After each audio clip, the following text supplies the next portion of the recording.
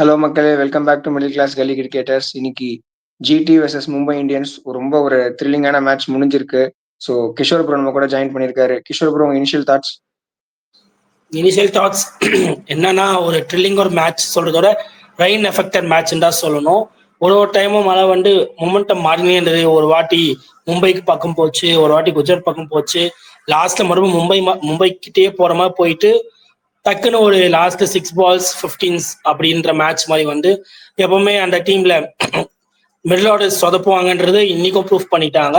But still அவங்க கிட்ட ஒரு 2-3 ஃபினிஷர்ஸ் இருக்காங்க, அவங்களால முடிக்க வைக்க முடியும்ன்றத அதையும் காமிச்சிட்டாங்க. ஸோ அந்த ஃபினிஷர்ஸ் மேட்ச் முடிச்சு வச்சிருக்காங்க. அவ்வளோதான் என்னோட இனிஷியல் தாட்ஸ் என்னன்னா, good toss win by Shubman Gill. நல்லா டாஸ் வின் பண்ணி ஐ திங்க் இந்த எப்பயுமே வான்கடையில வந்து பாத்தீங்கன்னா சேஸ் தான் பண்ணுவாங்க, நம்ம எவ்வளவு மேட்ச் பார்த்துருக்கோம். ஸோ இன்னைக்கு என்ன ஆயிடுச்சுன்னா, நல்ல ஒரு பவர் பிளேல ஸ்டார்ட் பண்ணாங்க. லைக் 2 விக்கெட் விழுந்திருந்தாலுமே கூட வந்து பாத்தீங்கன்னா ஒரு டீசெண்டா 53 ஆஃப் 2, நிறைய கேட்ச் டிராப். அதுக்கப்புறம் வந்து பாத்தீங்கன்னா அந்த ரஷித் கான் அந்த சாய் கிஷோர் ஸ்பெல் வந்து ரொம்ப குரூஷியலா இருந்தது அந்த அவங்களோட ஜிடியோட பவுலிங்ல. ஸோ அது வந்து நல்லாவே வந்து பாத்தீங்கன்னா எம்ஐயோட மொமெண்டம் அப்படியே ஸ்டாப் பண்ணிடுச்சு. ரெண்டாவது, கண்டிப்பா இது பயங்கரமான ரெயின் எஃபெக்டட் கேம் தான். நம்ம எப்படி பார்த்திருக்கோம்னா, ரெயின் எஃபெக்டட்னால கம்மி ஓவர்ஸா இருக்கும், இல்ல ரெயின்னால மேட்சே நடக்காம ஒரு பாயிண்ட் கொடுத்துட்டு போயிடுவாங்க. இங்க வந்து பாத்தீங்கன்னா ஆரம்பிக்கும் போதே மழை, ஆரம்பிக்கும் போது கொஞ்சம் ஃபர்ஸ்ட் செகண்ட் ஓவர்லயே என்ன ஆயிடுச்சு, ஃபர்ஸ்ட் 3-4 ஓவர்லயே ஒரு இது ஃபர்ஸ்ட் 5 ஓவர் வரைக்கும் இப்படி அடிச்சிருக்கணும், இவ்வளவு பார் ஸ்கோரு, அந்த டிஎல்எஸ் மெத்தடு, விக்கெட் விழாம ஆடணும் அப்படின்றதுல கொஞ்சம் பவர் பிளேயோ கொஞ்சம் சுப்மன் கில் ரொம்ப பார்த்து விளையாண்டாரு. பாத்தீங்கன்னா பட்லரும் சரி சுப்மன் கில்லும் சரி கொஞ்சம் டைம் எடுத்துக்கிட்டாங்க. ஐயோ ஏன்னா எடுத்தோட மழை வந்துருது, எப்படி டிஆர்எஸ் ஸ்கோர் எப்படி போகும், நம்ம விக்கெட் விடக்கூடாதுன்னு சொல்லி கொஞ்சம் நின்றுதான் விளையாண்டாங்க. பட்லர் வந்து இந்த ப்ரெஷர் சுச்சுவேஷன்ல 32 ஆஃப் 27 நல்லா அடிச்சாரு.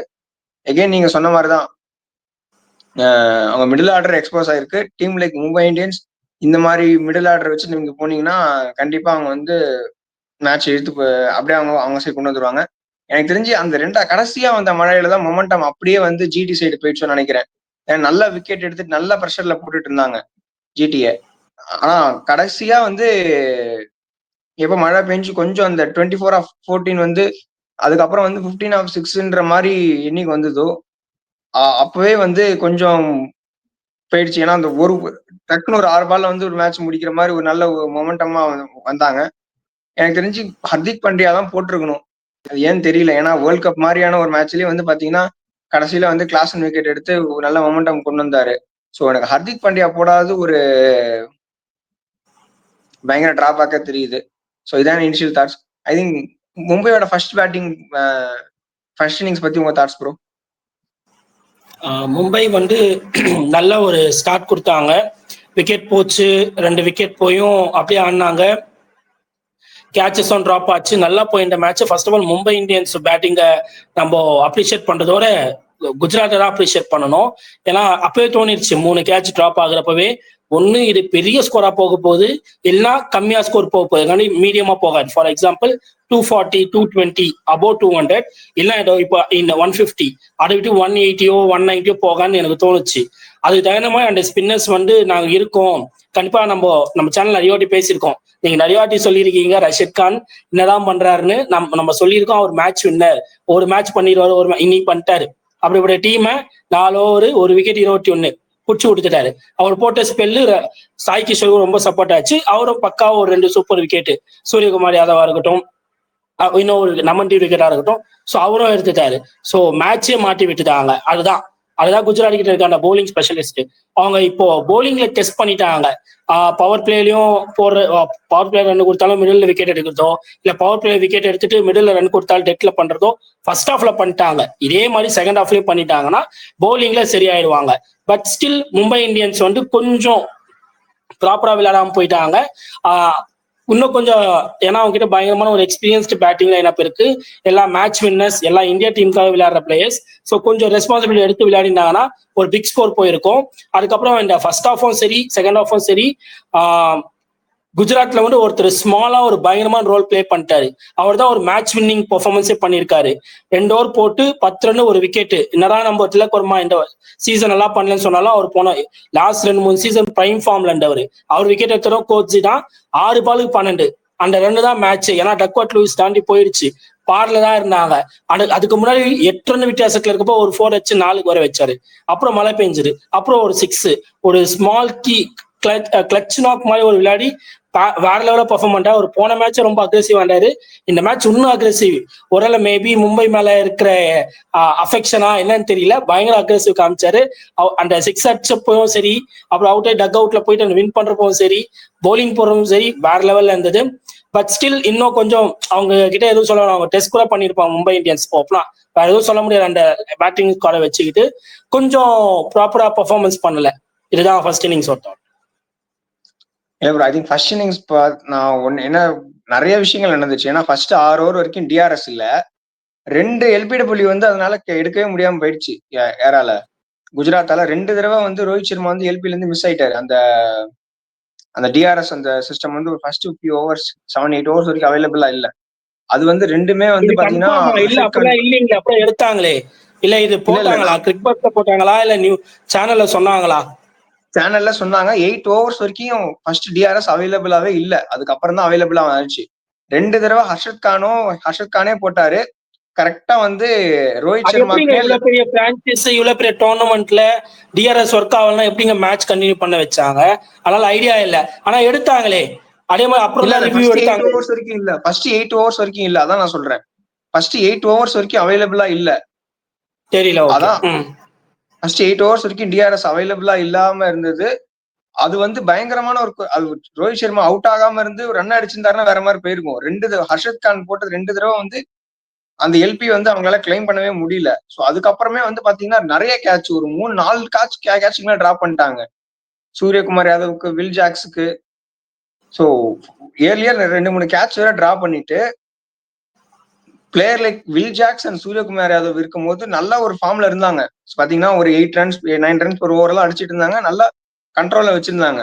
யாரு Gujarat Titans bowlers Rashid Khan and Sai Kishore நல்லாவே போட்டார் இன்னைக்கு. ஸோ ஐ திங்க் அந்த ஒரு மொமெண்டம்ல தான் அந்த சாய் கிஷோர் அந்த ஹர்திக் பாண்டியா அவுட் ஆனதுக்கு அப்புறம் வந்து அப்படியே போயிடுச்சுன்னு நினைக்கிறேன். அப்படியே வந்து ஜிடிஸ் அப்படியே மொமெண்டம் எடுத்துட்டாங்க. அதுக்கப்புறம் நீங்க பாத்தீங்கன்னா ஃபர்ஸ்ட் 6 ஓவர்ஸ் 53 ஃபார் 2 என்னமோ இருந்தாங்க. கடைசியில் என்ன அடிக்க முடியும், கடைசியில 14 நெக்ஸ்ட் 14 ஓவர்ஸ்ல 100+ தான் அடிச்சிருக்காங்க. ஸோ கிட்டத்தட்ட 7 ரன் கிட்ட 2 கிட்ட தான் வச்சிருக்காங்க போது hats off to GT bowlers. நல்லா புல் பேக் பண்ணி கரெக்டான டயத்துல விக்கெட்ஸ் எடுத்து நல்ல மொமெண்டம் குள்ள கொண்டு வந்தாங்க. எனக்கு என்னமோ வந்து திலக் வர்மா வந்து கொஞ்சம் ரொம்ப லூஸ் ஷாட் ஆடிட்டு வரான்னு தோணுது. ஏன்னா விக்கெட்ஸ் போயிட்டு இருந்தது, ஓவர்ஸ் இருந்துச்சுங்கும் போது கொஞ்சம் டைம் எடுத்துருக்கலாமோ. ஏன்னா ஸ்ட்ரைட்டா சுமன் கில் கேட்ச் கொடுத்துட்டு போயிட்டாரு. அவரோட விக்கெட் அந்த இடத்துல அந்த சமயத்துல ரொம்ப குரூஷியலா இருந்தது. ஏன்னா சுத்தி எல்லாருமே அவுட் ஆயிட்டாங்க. ஹர்திக் பாண்டியாவுக்கு நேரா சாய் கிஷோர் ஒரு பால் போட்டாரு, அவுட் ஆயிட்டாரு. ஸோ எனக்கு தெரிஞ்சு கொஞ்சம் மிடில் ஆர்டர் இன்னைக்கு கொஞ்சம் கொலாப்ஸ் ஆயிட்டாங்க. இதான் என்னோட எம்ஐயோட பேட்டிங் தாட்ஸ். ஸோ குஜராத்தோட பேட்டிங் பத்தி நம்ம கவர் பண்ணிடலாம். அப்படியே கிஷோர் ப்ரோ உங்க தாட்ஸ். நீங்க ஸ்டார்ட் பண்ணுங்க. இல்ல அதான் எனக்கு என்ன தோணுதுன்னா, குஜராத் வந்து ஆரம்பத்திலேயே வந்து ஒரு ப்ரெஷருக்குள்ள போயிட்டாங்க. ஏன்னா ஃபர்ஸ்ட் சாய் சுதர்ஷனுக்கு வந்து பாத்தீங்கன்னா ஒரு சில்லி மிட் ஆஃப் மாதிரி ஒரு ஃபீல்டிங் வச்சு அப்படியே ஒரு லைட்டை டிஸ்ட்ராக்ட் பண்ணாங்க. அதுக்கப்புறம் அவர் போல்ட் நல்லா செட் பண்ணி எடுத்தாரு, உள்ள வெளியேன்னு போட்டு எடுத்து கரெக்டா போல்ட் அவுட் ஆகிட்டாரு. எனக்கு சாய் சுதர்ஷன் அவுட் ஆனதுக்கு அப்புறமாவே லைட்டா கொஞ்சம் ப்ரெஷர் ஆனாங்க. ஏன்னா அவர் வந்து பாத்தீங்கன்னா ஒரு 7, 8, 9 ஓவர் வரைக்கும் ஒரு சுபன் கில்லோட வந்து பாத்தீங்கன்னா நல்ல ஒரு பார்ட்னர்ஷிப் போட்டுருவாரு. அங்க இருந்து பாத்தீங்கன்னா வந்து கில்லும் பட்லரோ இல்ல கில்லோ சாய் சுதர்ஷனோ ஜாஸ் பட்லரோ ஒரு 14-15 ஓவர் வரைக்கும் எடுத்துட்டு போவாங்க, அப்படியே மேட்ச் போயிடும். ஆனா இன்னைக்கு அந்த மாதிரி இல்லவே இல்லை, நிறைய விஷயங்கள் மாறிச்சு இன்னைக்கு. சாய் சுதர்ஷன் எடுத்தோன்னு அவுட்டு, ரெண்டாவது 3வது ஓவர்ல இருந்தே ஒரு ப்ரெஷருக்குள்ள வந்துட்டாங்க. ரெயின் அஃபெக்டட் கேம் ஆயிடுமோ, டிஎல்எஸ் மெத்தட் வந்துருமோ, விக்கெட்ஸ் லூஸ் பண்ணிடக்கூடாது அப்படின்ற இதுல கொஞ்சம் ஃபர்ஸ்ட் ஒரு 5 ஓவர் வரைக்கும் கொஞ்சம் பார்த்து தான் விளையாடினாங்க. 6வது ஓவர் தான் அந்த ஜாஸ் பட்லர் வந்து போல்ட்டை வந்து பின்னாடி ஒரு 6 அடிப்பாரு. அங்கதான் எனக்கு தெரிஞ்சு மொமெண்டமே மாறிச்சு. ஸோ அதுக்கப்புறத்துல இருந்து ஒரு நல்ல ஒரு விக்கெட்டும் வந்து பாத்தீங்கன்னா அவ்வளவு சீக்கிரம் பேட்டுக்கு வரல. கொஞ்சம் நின்றுதான் வந்துச்சு. So nice good partnership by Shubman Gill and Jos Buttler. இந்த மாதிரி பவுலிங் லைன் அப்ப நல்லாவே விளையாண்டாங்க. எப்பப்பெல்லாம் மொமெண்டம் வந்துச்சோ அப்பெல்லாம் வந்து மழை வந்து அப்படியே அவங்கள ஸ்பாயில் பண்ணிடுச்சு. ஏன்னா 107 ரன் 2 விக்கெட் 14 ஓவர். அதுக்கப்புறம் 4 ஓவர்ல வந்து பாத்தீங்கன்னா 4 விக்கெட் 25 ரன். ஸோ அந்த அஸ்வினி குமாரோட ஸ்பெல்லு அந்த பும்ராவோட ஸ்பெல் வந்து ரொம்ப ஜிடி வந்து ப்ரெஷர்ல போட்டுருச்சு. எகைன் வந்து மிடில் ஆர்டர் கொலாப்ஸ் இருந்திருக்குதான். 2-3 விக்கெட் நம்ம எஸ்ஆர்ஹெச் மேட்ச் கூட பார்த்தோம். 15 ரன் 2 விக்கெட்டுக்கும் போது வந்து பாத்தீங்கன்னா வாஷிங்டன் சுந்தரம் வந்து காப்பாத்தி கொடுத்தாரு. ஸோ ஆனா இன்னைக்கு வந்து டீம் லைக் மும்பை இந்தியன்ஸ் மாதிரி ஒரு லைன் அப் இருக்கும்போது ஷாருக் கானா இருக்கட்டும், ரஷீத் கானா இருக்கட்டும், செட்டன் ஜோசஃபோட வந்து பாத்தீங்கன்னா நல்லா தான் விளையாண்டு இருந்தாரு. ஆனா அவரையுமே எடுத்துட்டாங்க. ஸோ எனக்கு தெரிஞ்சு கண்டிப்பா இவங்க மிடில் ஆர்டர்ல வீக் இருக்கு, கொஞ்சம் நல்லா வீக்கே இருக்கு. ஆனா மும்பை மாதிரி ஒரு டீம் கிட்ட இவங்க அப்படியே ஒரு ரேட்டில் ஆயிட்டாங்க. ஸோ இதுதான் என்னோட ஜிடியோட பேட்டிங் தாட்ஸ் ப்ரோ. உங்களுக்கு ப்ரோ? ஃபர்ஸ்ட் ஆஃப் ஆல் வந்து மும்பை இந்தியன்ஸோட அப்ரோச்ல ஒன்று சொல்லணும். என்ன ஆச்சுன்னா, ஆல்ரெடி அந்த பிளேயர் ஒரு 27 ரன் அடிச்சிட்டாரு. ஸ்கோரே அவர் தான் ஏற்றி விட்டார். எல்லாம் 120 தான் வந்திருக்கும். கார்வின் பாஸ்ட் சரி இன்ஜுரி ஆயிட்டாரு. கன்ஸ்ட்ரக்ஷன் சொன்னாங்க. கன்ஸ்ட்ரக்ஷன்ன்றதுல அவர் ஒரு bowling allrounder. Right to like replacement சொல்றாங்க. பிளஸ் மேட்ச் ரெஃபரி அவர் கன்ஃபர்மேஷன் தான் பண்ணோன்றாரு. அப்படி லைக் டு லைக் ரீப்ளேஸ்மெண்ட் அப்படின்னா அப்ப எப்படி அஸ்வினி குமார் வந்தாரு? இது இந்த டீம் மட்டும் இல்ல, இதுக்கப்புறம் எந்த டீம் நடந்தாலும் சரி, அது எப்படி அந்த லைக் டு லைக் ரீப்ளேஸ்மெண்டா இல்ல வந்து அதுக்கு தகுந்த மாதிரி இப்போ லைக் டு லைக் ரீப்ளேஸ்மெண்ட்ல அஸ்வினி குமார் எப்படி ஃபர்ஸ்ட் உள்ள வந்தான்றது அன்பார்ச்சுனேட்டா இருக்கு. அவர் வெறும் போலர். அங்க பவுலிங் ஆல்ரவுண்டர் பார்த்தா அர்ஜுன் டெண்டுல்கர் தான். நீங்க அவரை தான் எடுத்துன்னு வந்திருக்கணும். இல்ல ஆல்ரவுண்டர் கூட பேட்டிங் ஆல்ரவுண்டர் ராஜ்பாவா அவரை தான் எடுத்துன்னு வந்திருக்கோம். இல்ல ஒரு ஃபாரினருக்கு ரீப்ளேஸ்மெண்டா சாண்ட்னர் அவரை தான் எடுத்துன்னு வந்திருக்கோம். ஆனா இவர் ஃபாஸ்ட் பவுலர். ஸோ அப்போ நீங்க லைக் டு லைக் ரீப்ளேஸ்மெண்ட்ல ஒரு பவுலர் தான் கொண்டு வரப்பீங்கன்னா ஃபாஸ்ட்ல ஆல்ரவுண்டர் தான் பார்த்துருக்கணும். அங்கேயே ஒரு வெறும் பவுலர் எடுத்துன்னு வந்தாங்க. அது என்ன பாயிண்ட் இல்லை. மேபி பவுலரை வச்சுதான் போகணும், அதனால அப்படி எடுத்தாங்களா இல்ல ஆல்ரெடி விளையாடுனவங்களை எடுத்தாங்களா, அது என்னன்னு தெரியல. மேபி யாருக்காச்சும் தெரிஞ்சா கமெண்ட் பண்ணலாம். அதுக்கப்புறம் இன்னொன்னு விஷயம், நீங்க சொன்ன மாதிரிதான் அது அன்பார்ச்சுனேட், ஒண்ணுமே பண்ண முடியாது. என்னதான் சாய் சுரேஷன் லீடிங் ரன் ஸ்கோரரா இருந்தாலும் ஒரு 2-3 சீசன் பக்கா பர்ஃபார்மன்ஸ் பண்ணாலும் ஒரு ஹை குவாலிட்டி பெரிய குவாலிட்டி பவுலர்ஸ் கிட்ட எப்பயாச்சும் ஒரு ஸ்ட்ரகிள் நடக்கும். அந்த ஸ்ட்ரகிள் நீங்க நடந்துச்சு. ஸோ அதை பற்றி பேசி ஒண்ணுமே இல்லை, அவர் பர்ஃபார்ம் பண்ணிடுவாரு. அதுக்கப்புறம் வந்து அந்த மொமெண்டமே வந்து 6 ஓவர்ஸ் அந்த ஓவர்ல 6 அடிச்சிட்டாங்க. 6th ஓவர்ல டக்குன்னு ஒரு ஸ்ட்ராட்டஜிக் டைம் அவுட் எடுத்தாங்க. அங்கதான் மாறிச்சு. அது எடுக்காம அப்படியே ஒரு 3 ஓவர் தள்ளினாங்கன்னா கண்டிப்பா மும்பை பங்கடா கேம் வந்திருக்கும். அது எடுத்தவொடனே மறுபடியும் பாண்டியா வந்தார். அந்த ஓவர் ஒரு 18 ரன் மேட்ச் அங்கதான் விட்டாங்களே. அது கூட சொன்ன நீங்க correct. Second strategic time out 14 overs அப்ப நல்லாவே ஆடினாங்க. மறுபடியும் ஒரு டைம் அவுட் கேட்டாங்க. அந்த time out batting time out தேவையில்லாம எடுத்தாங்க. எடுக்காம இருந்திருக்கலாம். அது மேபி ஏன் எடுத்தாங்கன்னு தெரியல. அது எடுத்தவொடனே ரெயின் மேட்ச் நிறுத்திட்டாங்க. எடுக்காம தான் அந்த ஒரு ஓவர் தள்ளிட்டு இருப்பாங்க. அந்த ஒரு ஓவர் பும்ரா வந்திருந்தாலும் ஆடிட்டு இருப்பாங்க தான் தோணுது. அந்த ரெஸ்ட் எடுத்துட்டு வந்ததால தான் பும்ரா அவர் மிஸ் ஆயிடுச்சு. இல்லைன்னா அவர் போட்டிருப்பாரு, பட் விக்கெட்டுக்கு போயிருக்குமா அந்த ஒரு கொஸ்டின். அதுக்கப்புறம் பாத்தீங்கன்னா லாஸ்டா வந்து April 19 ஆடி இருக்காரு. ஆல்மோஸ்ட் ஒரு 15 நாள் ரெஸ்ட் எடுத்திருக்காரு ரூட்டர் ஃபோர். நல்லா ஆடி இருக்காரு. இன்னைக்கு குறைய சொல்ல முடியாது. அவரு வேர்ல்ட் கிளாஸ் பவுலர். அந்த பால ஒண்ணுமே பண்ண முடியாது, டிராப்ல மாட்டிக்கிட்டாரு. பட் இன்னும் வர மேட்சஸ்ல மேபி அவர் இன்னும் பெர்ஃபார்ம் பண்ண சான்சஸ் இருக்கு. ஏன்னா முதல்ல பால் சாப்பிட்டு டக்குன்னு அடிச்சிட்டாரு. அதுக்கப்புறம் வந்து லாஸ்ட் மேட்ச் டெல்லி கிட்ட முதல்ல 20 பால்ல நிறைய 40 கிட்ட அடிச்சுட்டு லாஸ்ட் 10 பாலுக்கு ஒரு 8 ரனும் அவ்வளவுதான் அடிச்சாரு. அதெல்லாம் பண்ணாம இந்த மேட்ச் குயிக்காவும் அடிச்சிட்டாரு, அவுட் ஆகிட்டு போயிட்டாரு. அது ஒரு நல்ல சைன். ஸ்டில் அவங்க வந்து கொஞ்சம் வீக் லிங்கா தான் இருக்காங்க. மிடில் ஆர்டர்ஸ் கொஞ்சம் அவங்க கிட்ட ஒன்றும் சொல்ல முடியாது. ஏன்னா அவங்க பால்ஸும் கம்மியா தான் ஃபேஸ் பண்ணியிருக்காங்க. அவங்க அந்த அளவுக்கு மேட்ச் ஃபினிஷும் பண்ணி கொடுத்தது இல்லை. ஸோ அதனால அவங்க கிட்ட எதிர்பார்க்க முடியாது 40 பால் 40 அடிக்கணும், 60 அடிக்கணும். இல்ல இந்த மேட்ச் 36 balls 49ல நின்று ஆடுனாரு. அந்த 3 பேர் நிக்கலனா, 3 பேர் 17 overs நிக்கலனா டீம் இப்படிதான் ஸ்ட்ரகிள் ஆகும். இது இன்னைக்கே தெரிஞ்சிருச்சு. இதே ஃப்ளோல போனாங்கன்னா கன்ஃபார்மா இவங்க கப் அடிக்கிறதுக்கு கொஞ்சம் ஸ்ட்ரகிள் ஆவாங்க. அடிக்க மாட்டாங்கன்னு சொல்ல முடியாது, ஸ்ட்ரகிள் ஆவாங்க. என்ன வேணா நடக்கலாம் ஒன் டே. ஸோ கொஞ்சம் அதெல்லாம் ஒர்க் அவுட் பண்ணணும். அதுக்கப்புறம் பவுலிங் சேஞ்ச் ஓகே தான். ஸ்டில் அவங்க மிஸ் பண்ணிட்டாங்க ஒரு சில பாயிண்ட். பட் அது ரெயின்னால ஒண்ணுமே பண்ண முடியாது. எப்ப எப்படி யூஸ் பண்ணணும் நிறைய கன்சர்ன் ஆயிடுச்சு. 2 டீமுமே ரொம்ப கஷ்டமாயிடுச்சு. எப்ப மழை வரும்னு தெரியல. டெக்வர்ட் லூயிஸ் வரப்போகுதுன்னு சொல்லிட்டு வேகமாடியும் ட்ரை பண்ணாங்க. இவங்க ஓவரை ஷஃபல் பண்ண நினைச்சாங்க. அது மாதிரி நிறைய மிஸ் ஆயினே இருந்தது. பட் ஸ்டில் ரொம்ப சூப்பரா ஆடினாங்க, குறைய சொல்ல முடியாது. குஜராத் அவங்களும் அவங்களோட ஃபுல் எஃபர்ட் போட்டாங்க. மும்பையும் ஃபுல் எஃபர்ட் போட்டாங்க. ஒரு சில மிஸ், ஃபார் எக்ஸாம்பிள் அந்த ரன் அவுட் ஒண்ணு வேகமா வந்து பிடிச்சி அடிச்சிருக்கலாம். தீபக் சாரே வந்து பிடிச்சி அடிச்சிருக்கலாம். இல்ல சூரியகுமார் யாதவ் வந்துட்டாரு, பட் இவர் ஃபாஸ்டா த்ரோ அடிச்சிட்டாரு. சப்போஸ் அதை பிடிச்சி அடிச்சிருந்தாங்கன்னா சூப்பர் ஓவர் வந்திருக்கும். ஸோ இன்னும் டஃபான கான்டெஸ்டா இருந்திருக்கும். அதுக்கப்புறம் போட்ட அஸ்வினி குமார் ஓவரா இருக்கட்டும். நோபால் இல்ல, அவரு இல்ல பிலீவ் பண்றது கஷ்டம் தான். நீங்க சொன்னா ஹார்திக் பாண்டியா வந்திருக்கலாம். மேபி அவர் ஆல்ரெடி ஒரு பேட் ஓவர் போட்டனால மேபி யோசிச்சாரான்னு தெரியல. ஸ்டில் அஸ்வினி குமார் ஒரு நல்ல ஸ்பெல். அதுக்கப்புறம் கரண் சர்மாக்கு ஒரு ஓவர் தான் கொடுத்தாங்க, 1-2 தான் கொடுத்தாங்க. அவரும் நல்லா தான் போட்டாரு. ஸோ அந்த ரன்னை வாங்கிடையில அந்த மாதிரி ஒரு ஃபைட் பண்ணனா அது இன்னமா ஒரு டீமால தான் முடியும்ன்றத காமிச்சிட்டாங்க. அலாங் வித் ரெயின் வந்தாலே எப்படிலாம் மேட்ச் மாறும். பட் ஸ்டில் அவங்க மொமெண்டம் காப்பாற்றிக்கிட்டு அவங்க ஃபுல் அண்ட் ஃபுல் எஃபர்ட் போட்டாங்க. இல்ல, எனக்கு என்ன தோணுதுன்னா, எனக்கு தெரிஞ்சு டெத்துல சென்னை சூப்பர் கிங்ஸ் விளையாடும் போது தீபக் சகர் அந்த மாதிரி போட்டது இல்ல. ரொம்ப டெத்துல வந்து ரொம்ப ஒரு கடைசியில ஒரு ரொம்ப வந்து 14 ரன் 6 பால் இருக்கும் போதும் அந்த மாதிரிலாம் எனக்கு தெரிஞ்சு யாரும் இல்ல. அவ்வளவுதான், நம்ம அப்படிதான் எடுத்துக்கணும். யாரும் இல்ல. பாண்டியவும் டெட் பவுலர் இல்ல. அவரு அந்த ஒரு மேட்ச் போட்டான்னு சொல்லலாம். அதுக்கப்புறம் எத்தனை டெட் ஓவர் போட்டிருக்கான்னு நம்மளுக்கு கணக்கே கவுண்ட் கம்மியா தான் இருக்கும். யாரும் இல்ல. ரெண்டு பேரும் யாருன்னா போட்டிருக்கலாம். அவள்தான். அதான் 2 பேர்ல யாரு போட்டிருக்காங்க. ஏன்னா பாண்டியா ஆல்ரெடி வந்து பாத்தீங்கன்னா 19 ரன் போட்டதுனால எனக்கு தெரிஞ்சு அவங்க தீபக் சகருக்கு போயிட்டாங்க. தீபக் சகருக்கு எனக்கு தெரிஞ்சு அந்த மாதிரி அவர் அந்த மாதிரி இந்த மாதிரி ப்ரெஷர் சிச்சுவேஷன்ல போட்டு அவருக்கு எக்ஸ்பீரியன்ஸ் இல்ல. ரெண்டாவது என்னன்னா, கடைசியில அந்த ஸ்லோ ரேட்னால வந்து பாத்தீங்கன்னா ஒரு ஃபீல்டர் உள்ள இருக்கணும்ட்டாங்க. அவங்க நிறைய டைம் வேஸ்ட் பண்ணாங்க. அது ஒண்ணு இருக்கு.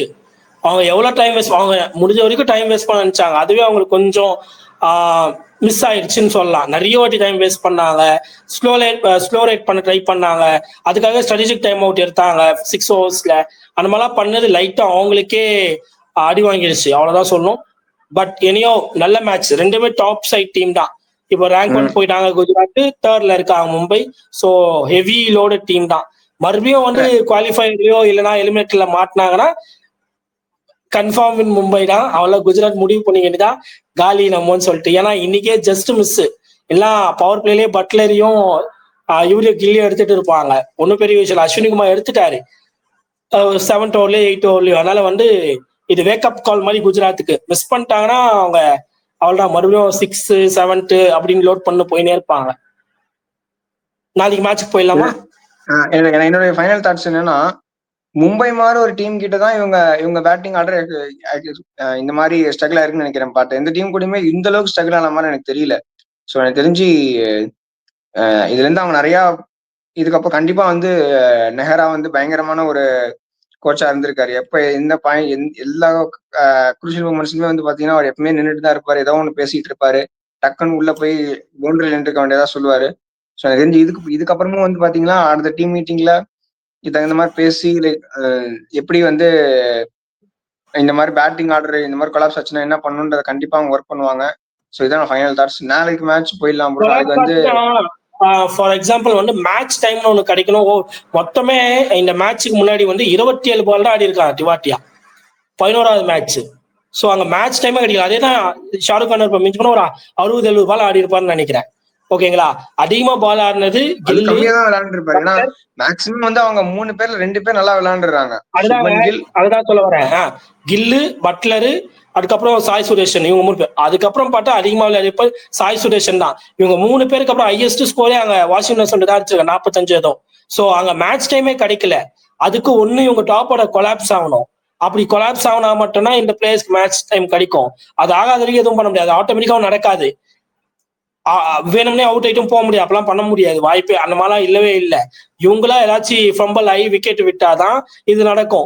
இல்லைன்னா அவங்க மைண்ட் செட். இப்ப பேச்சுக்கு நம்ம சேனல்ல பேசியிருக்கோம். இப்ப மும்பை என்ன பண்றாங்க, செகண்ட் ஹாஃப்ல லாஸ்ட் வரைக்கும் போனா ப்ரெஷர் ஆயிடுது. அப்போ 18-19 முடிக்கலாம் அந்த மைண்ட் செட்ல இருக்காங்கன்ற மாதிரி ஒரு இப்ப தெரியுது. அதே மாதிரிதான் இவங்களும் பண்ணணும். டாப் ஆர்டர்ஸ் விக்கெட் விடாம ஒரு 15 தள்ளிடணும். அட்லீஸ்ட் 2 பேராச்சும் நிக்கணும், இல்ல ஒருத்தனாச்சும் நிக்கணும். அப்படிதான் அவங்க பண்ணவே முடியும். ஏன்னா இன்னும் 3 மேட்ச் தான் இருக்கு. அதுக்கப்புறம் டைரக்டா செமிஸ் போயிருப்பாங்க, குவாலிஃபை 2. இதுக்கப்புறம் அவங்களால எக்ஸ்பெரிமெண்ட் பண்ண முடியுமா? அது ரொம்ப கஷ்டமான விஷயம். பட் மேபி ஒர்க்கும் ஆகலாம், ஒர்க் ஆகாம போகலாம். ஏன்னா அந்த 3 பேருமே மேட்ச் வின்னர்ஸ். அதாங்க இப்போ டாப் ஆர்டர்ஸ் 3 பேருமே. ஸோ 3 பேரும் மேட்ச் வின்னர்ஸ். 3 பேருமே ஆரஞ்சு கேப்ல இருக்காங்க, ஆரஞ்சு கேப் லிஸ்ட்ல இருக்காங்க.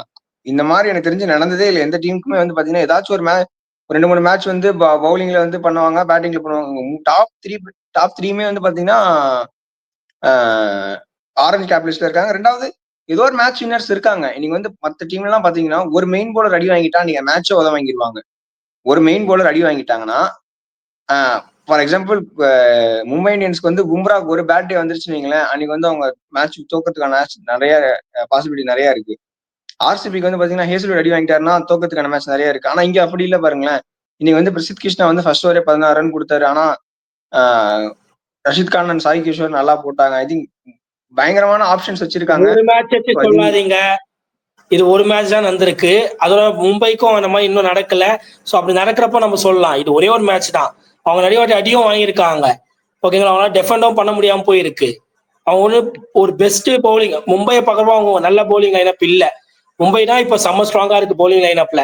அதனால தான் அந்த 157 அவங்க கிட்ட இருக்க டாப் ஆர்டர்ஸை வச்சு அவ்வளோ ஸ்ட்ரகிள் பண்ண வச்சு லாஸ்ட் வரைக்கும் வர வச்சிருக்காங்க. ஸோ இந்த பாயிண்ட் நம்ம மாத்திக்கலாம். வர மேட்சஸ்ல பண்ணட்டும், நம்ம இதை போய் பேசலாம் இன்னும் இருக்கிற 2-3 மேட்சஸ்லயும்.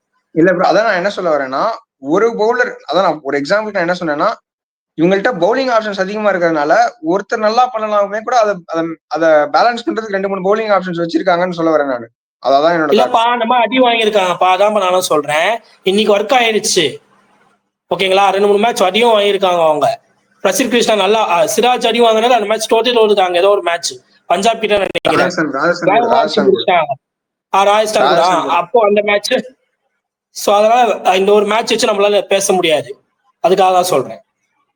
ஓகே, சோ ஐ திங்க் நாளைக்கு மேட்ச்சுக்கு நம்ம போயிடலாம். நாளைக்கு CSK versus KKR Eden Gardens வான்கடையில ஈடன் கார்டன்ஸ் கல்கத்தால நடக்குது. சோ உங்க இனிஷியல் தாட்ஸ் ப்ரோ? நாளைக்கு இனிஷியல் தாட்ஸ் எதுவும் இல்ல, ஃபேவரட்ஸ்க்கே போயிடலாம். ஒன்றும் எதுவும் இல்லை. ஏன்னா நத்திங் டு லூஸ் தான் சென்னை சூப்பர் கிங்ஸ்க்கு. மேபி நாளைக்கு கொல்கட்டாவை தோக்கடிச்சாங்கன்னா கொல்கட்டா ரேஸ்லேருந்து கொஞ்சம் பேக் வாங்குவாங்க. அவர் 2 மேட்ச் ஜெயிக்கணும், மற்ற டீம் ஏதாவது சொதப்புவாங்களா, நெட் ரன் ரேட் மாறுமா அப்படி இப்படின்னு இருக்கும். பட் அதுக்கான வாய்ப்பே இல்லை. நாளைக்கு கொல்கட்டாக்கு மஸ்ட் வின் மேட்ச். அதனால கொல்கட்டா போன மேட்ச் செம்ம பர்ஃபார்மன்ஸ் பண்ணியிருக்காங்க. ஒரு 18 ஓவர்ஸ்க்கு கம்மி 160 170 தான் அடிச்சாங்க. லாஸ்ட் 2 ஓவர்ல ஒரு 40 ரன் கிட்ட அடிச்சு 200+ டார்கெட்டை செட் பண்ணி மறுபடியும் அதே பரிதாப நிலை மாதிரி ராஜஸ்தான் ராயல்ஸ் தோத்தாங்க. ஸோ நாளைக்கு வந்து ஆல்மோஸ்ட் எனக்கு கொல்கட்டா தான். நான் I will go for Kolkata தான். ஏன்னா ஈடன் கார்டன்ஸ் வேற, அவங்க ஹோம் கிரவுண்டு, அவங்களுக்கு அந்த பிச் கண்டிஷன் எல்லாமே தெரியும்.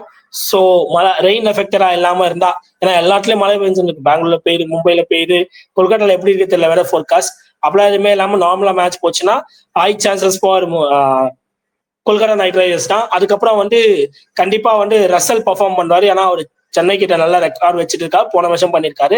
அலாங் வித் ரஹானே, ஏன்னா ரஹானே ரிலீஸ் பண்ணியிருக்காங்க, அதனால அவர் அடிப்பாருன்னு தோணுது. அப்படியே போலிங்ல வந்தா கண்டிப்பா நரைன் போடுவாரு. ஏன்னா நரைன் ஸ்பின்னும் வருண் சக்கரவர்த்தி ஸ்பின்னையும் டேக்கிள் பண்ணுவாங்களா Chennai super Kings. Middle orders பார்க்கணும், ஏன்னா புது பசங்க ப்ரீவியஸா இருக்கட்டும். அதுக்கப்புறம் ஓப்பனர்ஸும் சரி, வஞ்ச்பேரி, ஷேக் ரஷீத், ஆயுஷ் மாத்ரே, இவங்கெல்லாம் எப்படி ஹேண்டில் பண்ணுவாங்க. அப்புறம் அந்த சிக்ஸர்னு ஒருத்தர் இருக்காரு, அவர் என்ன பண்ணுவான்னு கொஞ்சம் பார்க்கணும் தூவே. ஸோ நான் வந்து கொல்கட்டாக்கு தான் போறேன். சென்னை நல்லா ஒரு ஃபைட் கொடுத்தா நல்லா இருக்கும். ஓகே, எனக்கு வந்து என்ன தோணுதுன்னா, சேசிங் டீமுக்கு வந்து ஹை அட்வான்டேஜ் இருக்குமோன்னு தோணுது. ஏன்னா ஈடன் கார்டன்ஸ்ல நிறைய வந்து 220 234 அப்படிலாம் அடிக்கும் போது கூட வந்து பாத்தீங்கன்னா ரொம்ப க்ளோஸா போயெல்லாம் தோத்துருக்காங்க. இதே கல்கத்தா வர்சஸ் எல்எஸ்ஜி மேட்ச்ல வந்து கல்கத்தா வந்து 4 ரன் வித்தியாசம் தோத்தாங்க. எனக்கு தெரிஞ்சு chasing team having high advantage. So நாளைக்கு வந்து சிஎஸ்கே நல்லா லாஸ்ட் மேட்ச் வந்து பாத்தீங்கன்னா சேசிங் நல்லா பண்ணாங்க.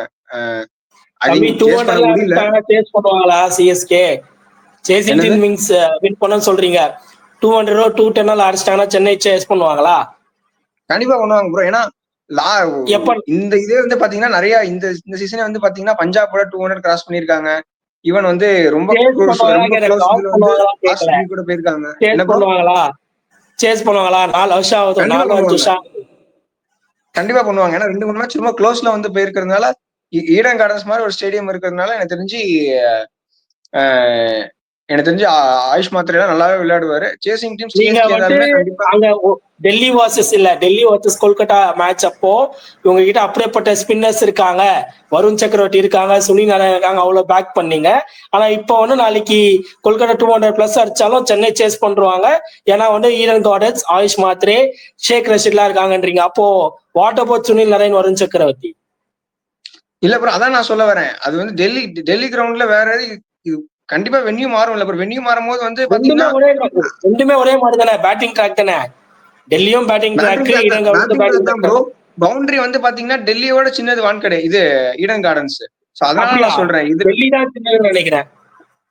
இல்ல ரெண்டுமே அது ஈக்குவலா தெரியல ப்ரோ. இருக்கும். அது இல்ல இல்ல ஏன்னா ரெண்டுமே ஈக்குவலா இருக்கும். இல்ல எனக்கு அது தெரியல எனக்கு. அது நான் நேர்ல போய் பார்த்தா தான் தெரியும். சோ அதனால எனக்கு தெரிஞ்சு என்னமோ சிஎஸ்கே நாளைக்கு சேஸ் பண்ணா ஹை அட்வான்டேஜ் மாதிரி எனக்கு தோணுது. எனக்கு தெரிஞ்சு எனக்கு இது கொஞ்சம் அவங்க ஓவர் ஃபாஸ்ட் பவுலிங். கான்பிடன்ஸா இருக்கு. ஸ்டில் பார்க்கலாம். Maybe okay bro. 180 கீழ இல்ல 180 கீழ ரெஸ்ட்ரிக்ட் பண்ணாங்கன்னா சேஸ் பண்ணுவாங்க. நான் அக்செப்ட் பண்ணிக்கிறேன். 210 220 அடிச்சுட்டு அதை சேஸ் பண்ணுவாங்க சென்னைன்றது நீங்க ஆமான்னு சொன்னீங்கன்னா எனக்கு கொஞ்சம் ஓவர் கான்பிடன்ஸ் மாதிரி தான் தெரியுது. இல்ல என்னதான் ஈடன் கார்டன்ஸா இருக்கட்டும், எது வேணா இருக்கட்டும், எந்த கிரவுண்டா வேணா இருக்கட்டும். ஓகேங்களா? Okay bro. Okay without like நீங்க கேகேஆர் வின்னுக்கு போயிருக்கீங்க, நான் சென்னை வின்னுக்கு போயிருக்கேன். ஸோ நாளைக்கு மேட்ச் முடிச்சுட்டு நம்ம எல்லா சிஎஸ்கே மேட்ச்மே நம்ம லைவ் வந்து இன்டராக்ட் பண்ணியிருக்கோம் ஃபேன்ஸோட. ஸோ நாளைக்கு வந்து லைவ்ல மீட் பண்ணலாம். So until and that Kishore and Revan signing off from middle class YouTube channel. Bye bro.